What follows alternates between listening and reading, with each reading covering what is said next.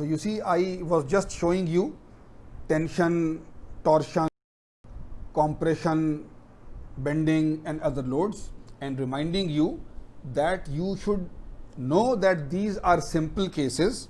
So if there is any combined load, just do one case at a time, and in the end use vector mechanics, fx plus fy plus fz and so on, and you are done.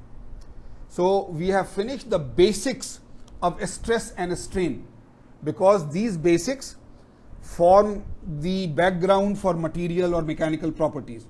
So we have done engineering stress and strain for normal loads and engineering stress and strain for shear loads.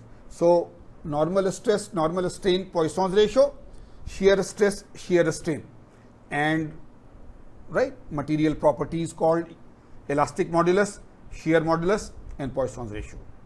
Now we go to the practical part of this, the tensile test. We have already talked about it, the tensile test. So you can read through these, but I will directly go to the figure so that I can explain it to you in more detail. This is a schematic diagram, right? This is not an actual picture, a schematic diagram, but a very nicely done one. You can assume that this is a real machine also, a real machine also. So this is where we do a tensile test, for example, right? So this is a tensile testing machine. This is a tensile testing machine. The dial indicator is there. Here, instead of a load dial, we can have a digital readout, and controls and loads and all these will be there. And now there is a bottom part of the machine which is fixed, and a top part of the machine which can move. So this part which can move is called a cross head, and it is the upper cross head. In some machines, even the lower cross head is there which can move. So therefore there can be an upper cross head and a lower cross head, but generally the lower head is fixed and the upper cross head can move. Now here there is a grip, here there is a gripping mechanism, here there is a gripping mechanism. So whatever rod or other piece we have, we can fix inside these grips.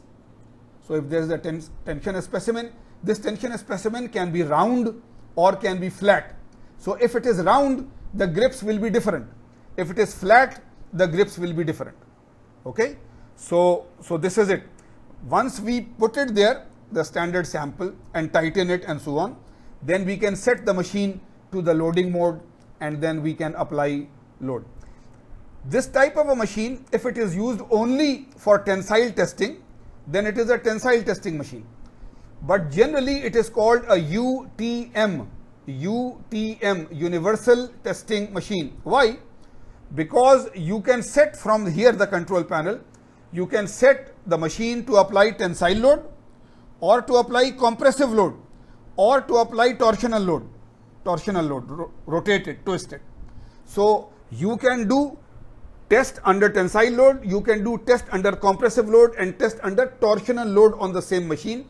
If that is the type of machine, you call it a universal testing machine. But if it is capable of only tensile load, then you will call it a tensile testing machine. We'll show you a real figure. This is almost exactly the type of machine that we have in the solid mechanics lab. In the engineering building where you have mechanical and civil department, there is mechanical and civil department. Then and if you walk from the mechanical department towards your classroom, if you walk ground floor from the mechanical department to the classroom, then all your left there are some labs. There is a lab which is called properties of materials lab. So some of these machines are there in the properties of materials lab. But then there is block C, where electrical engineering department and the dean's office is there. Opposite that is the block C, and in second floor of block C there is solid mechanics. So this type of machine is in the properties of materials lab, and this type of machine is in the solid mechanics lab. So here it is look like more modern, it is all there. Now this type of machine, the load that is applied, the load can be applied mechanically by gear and pinion and so on. So it is a mechanical machine, or the load can be applied hydraulically by oil pressure, like your car brake is hydraulic. So the hydraulic pressure, the fluid pressure is changed. So the loading mechanism in this type of machine could be either hydraulic or mechanical. This is mechanical. Hydraulic is for bigger load. So again, you see there is a gripping mechanism here and there is a gripping mechanism here. The bottom is fixed, the upper cross head can move, and your sample can be loaded into this grip and we can tighten it. And again, as I said, if the sample is round, then the grip will be different. If the sample is flat, then the grip will be different. And here we are showing you one more thing. You will read back. It is called an extensometer.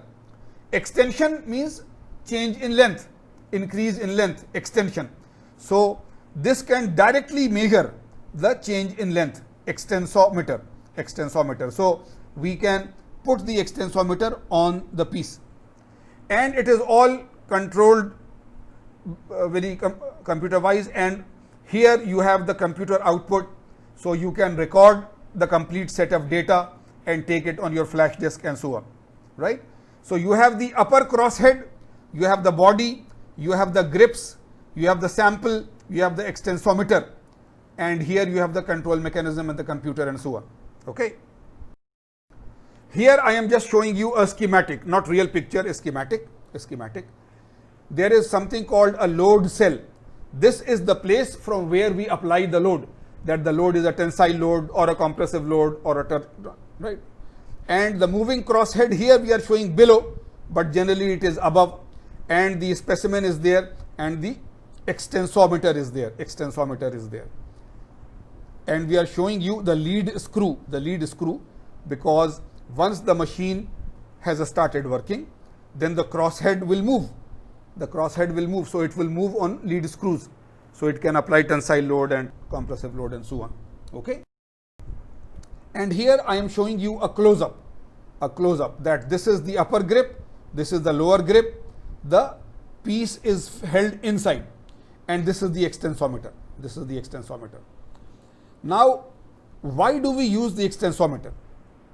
What does the machine do? What type of data does the machine record?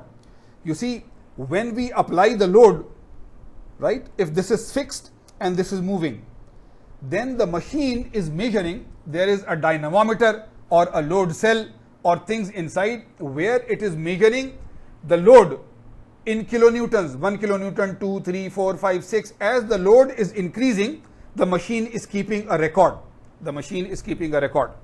Also, the machine can measure where the position of this place is. So if it moves up, then the machine can record this movement in millimeters, right? So the force against the displacement, F and delta, the force and the displacement are measured by the machine directly. So I can take that data directly from the machine. I can take the force, and with each new force, what is the new length? It is recorded there. So force and deformation data I can directly record from there. So why do I need the extensometer now? If the change in length is recorded directly by the machine, then why do I need the extensometer?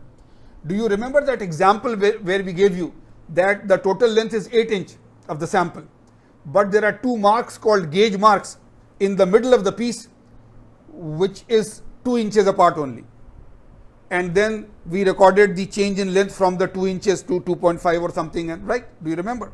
So you see, that was because of the extensometer. So let me explain very quickly. See, there is a sample. This is the sample. Some part of the sample is already inside the grip. Some part of the sample is here also inside the grip. So if we want to find the strain and we find the change in length from the machine, then the strain should be change in length upon original length. So the original length of the sample is from here to here, but this portion of the length is not changing. So if we divide the change in length by this total length of the sample, our reading will be wrong. So maybe as a rough measure, what we can do is we load it inside, and after complete loading and tightening, we take distance from here to here.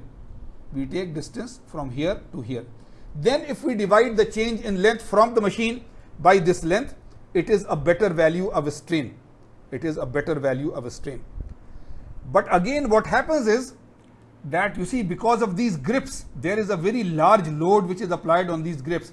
Because this load is so high that even when the material is loaded to a very high load where it fractures, from here it does not slip. So here in the grip and here in the grip, the load, gripping load is very high, because we cannot allow any slipping. If it slips, then the whole test is lost. So there is a lot of load on the grips. Now we want to find the tensile thing, right? The tensile load and the tensile stress and strain. But near the grips, there is a big gripping load. So the portion here, the portion close to the grips, is under tension, but under this compressive load of the grip also. So if we use the whole length of the piece, then there will be something wrong, because near the ends, the gripping force is affecting the tensile load. So therefore, if we have marks here and here in the middle, away from the grips, and we find the change in length of only this piece, then our result is exactly correct. So that is why the extensometer is there, that though the machine can measure the change in length, but we want to find out the change in length only in the gauge length area. So we put the clip here and here of the extensometer on the two ends of the 2-inch lines, and then automatically when it pulls in tension, then change in length is recorded by the extensometer. So the strain that you find through the extensometer is the best value of the strain. Now we are showing you that if there is a round bar, you know your drawing, if there is a round bar, then it is like this, and if there is a flat bar, it is like this. So here in this view, you can see that it is a round bar. Here you can see that it is a flat bar. So in the middle, there is 2-inch plus minus something. Here also in the middle, there is 2-inch plus minus something. So this is the gauge length, which is the important length.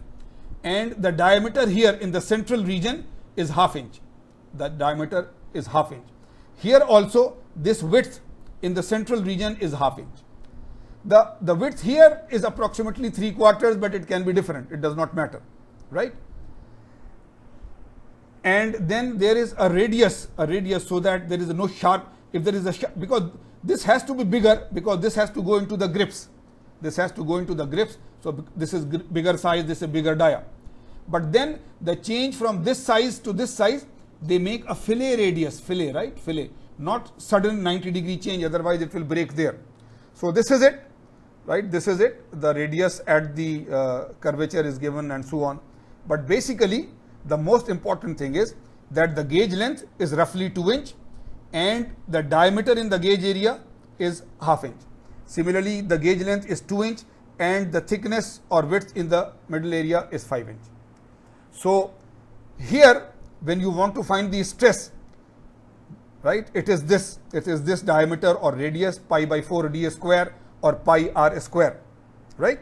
And here it is this distance, which is 1/2 inch multiplied by whatever thickness of the sample there is. So this is the area on which the stress is acting. So the force divided by this cross-sectional area. This cross-sectional area is this width, which is 0.5 inch, and whatever the thickness is. This thickness could be 0.3, 0.4, 0.5, whatever sample thickness we took. Okay. So if from the machine we are measuring the forces, then we have to know this dia or radius, so that the cross-sectional area is known. Or if it is a flat piece, we have to know this width and this thickness, so that the cross-sectional area can be calculated. Therefore, force from the machine divided by the cross-sectional area, which is the original cross-sectional, will be the stress, right? So this is how the tensile test is done, and these are the exact sample dimensions. So you see, now we are showing you a diagram which is the result of the tensile test, okay, which is the result of the tensile test.